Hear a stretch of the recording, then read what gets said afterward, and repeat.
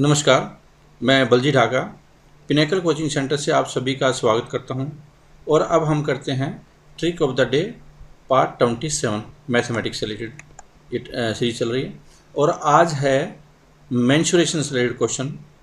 बहुत ही important trick है और अगर आप इस ट्रिक का सही से समझ सकते हैं, इसको बहुत आसान सी ट्रिक है, इस्तेमाल करते हैं मेंसुरेशन में, तो बहुत सारे क्वेश्चन हैं, आप बहुत आसानी के साथ इसको सोल्व कर पाएंगे मेंसुरेशन से रिलेटेड क्वेश्चंस को।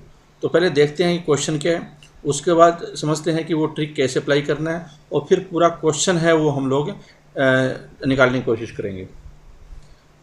ए hollow iron pipe is 20 centimetre long and its exterior diameter is 8 centimeter. If the thickness of the pipe is 1 centimeter and iron weighs 8 gram per cubic centimeter, then weight of the pipe is taken. Question दिया हुआ है कि एक कोई खोखला pipe है लोहे का और वो 21 सेंटीमीटर लंबा है, उसका एक्सटीरियर डायमीटर है वो 8 सेंटीमीटर है। If the thickness of the pipe, जो उसकी थिकनेस है, मोटाई है पाइप की, वो 1 सेंटीमीटर है, तो हमें और 8 ग्राम पर क्यूबिक सेंटीमीटर के हिसाब से लोहे का वेट है, हमें बताना पूरी पाइप का वेट कितना होगा। तो हम क्या करेंगे, पहले इसका मतलब निकालना क्या है, इसमें निकालना है वॉल्यूम। और किसका वॉल्यूम निकालना है पहले वो देख लेते हैं।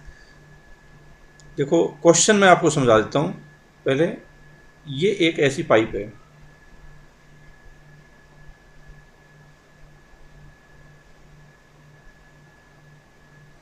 और ये 21 सेंटीमीटर ऐसे करके 21 सेंटीमीटर लंबी पाइप है, और साथ में क्या है कि अंदर से ये खोखला है, ऐसे करके अंदर से खोखला है। आप बोल सकते हैं कि अगर मैं ये वाला पोर्शन हमें देखना है तो, और इसकी जब अगर हमें बाहर वाले का वॉल्यूम निकालेंगे, अंदर वाले का निकालेंगे, तो बीच का जो डिफरेंस होगा ये निकल जाएगा, जो कि इसका एक्चुअल में, और फिर उसको 8 ग्राम से पर सीसी के हिसाब से अगर मल्टीप्लाई करेंगे तो उसका पूरा वेट निकल जाएगा। अब देखो पहले एक बार फॉर्मूला देख लो इसका कि पूरा डिटेल फार्मूला क्या है, फिर आपको ये समझ में आएगी जो मैं ट्रिक यूज़ करना चाहूँगा तो मतलब क्या है उसका। और जब आप उसको समझ जाओगे तो फिर फॉर्मूला वगैरह लिखने की जरूरत नहीं, सीधा डायरेक्टली आप अप्लाई कर सकते हैं। तो देखो क्या है, जो सिलेंड्रिकल पाइप होता है उसका पाई आर स्क्वायर और एच, तो फिर अंदर है पाई आर स्क्वायर और एच।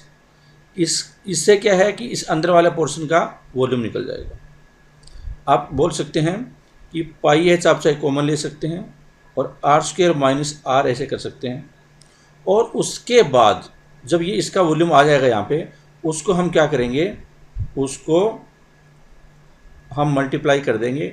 आप बोल सकते हैं इसको मल्टीप्लाई कर देंगे, किससे, ये सीसी में आ जाएगा, क्योंकि सारी चीज़ें सीसी में दी हुई है। 8 ग्राम से मल्टीप्लाई कर देंगे, और क्योंकि क्वेश्चन आंसर है वो 1000 में दिया हुआ है, आप बोल सकते हैं किलोग्राम में दिया, फिर वो डिवाइड करेंगे हम ये। तो एक्चुअल में देखा जाए तो इस तरह से पूरा निकालना है। अब आती है बात है ट्रिक की, कि हम इसका ट्रिक की सहायता से कैसे जल्दी इस्तेमाल कर सकते हैं और कैसे निकालेंगे जल्दी। बहुत आसान सी ट्रिक है, आप बहुत ध्यान से समझने की कोशिश करो, और उसके बाद आप पूरे मेंसुरेशन में इसको यूज़ करना। देखो ये है पाई, और पाई कितना होता है, पाई होता है 22/7।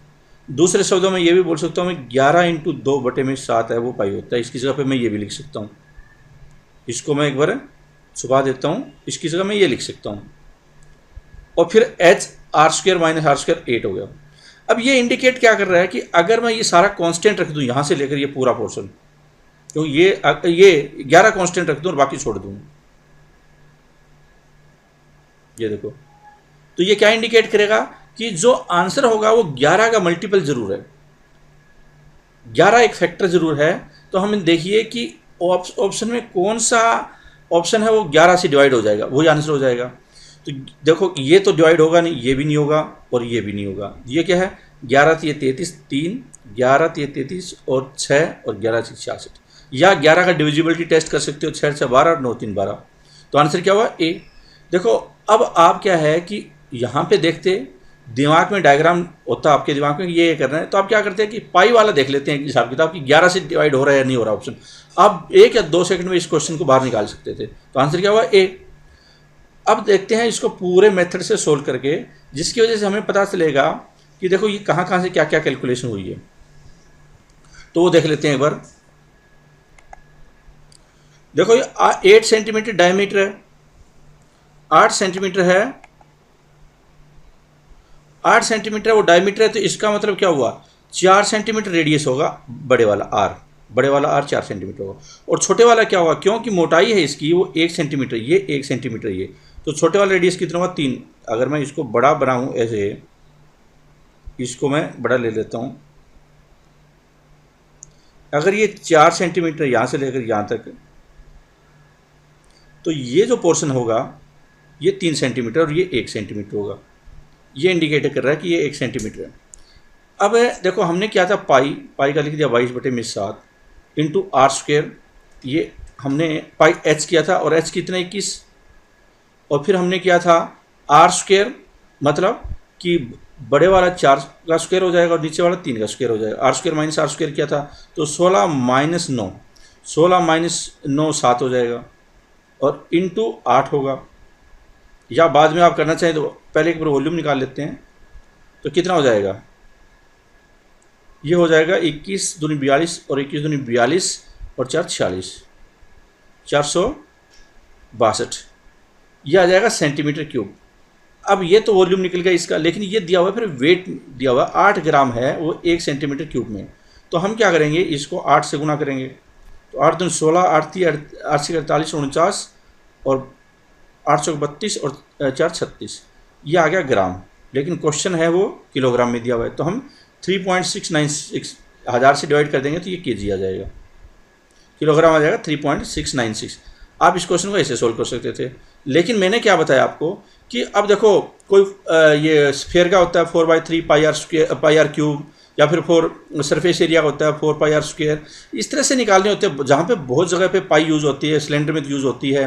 तो इसका मतलब क्या हुआ, ऑप्शन में ये देखिए, अगर आप यहाँ ये फैक्टर बन रहा है, फैक्टर तो बनेगा ही जब आप इस तरह से निकालेंगे, जब तक और कोई चीज़ नहीं होगी।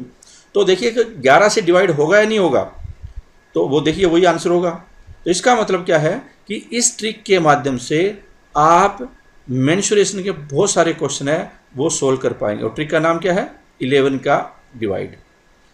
मैं उम्मीद करता हूं कि इससे आपका जो टाइम है, अगर 1-2 मिनट बचा हुआ है और आप पूरे मेथड से सोल्व नहीं कर पा रहे हैं उसको, और आप बहुत एवरेज से स्टूडेंट है, लेकिन आपके दिमाग में ये ट्रिक आ गई है, तो बहुत आसानी के साथ इस तरह के क्वेश्चन को कर पाएंगे। इससे आप अपने मैथ को ईजी, कॉन्सेप्चुअल और ट्रिकी बना सकते हैं। Thank you very much for watching this presentation. All the best.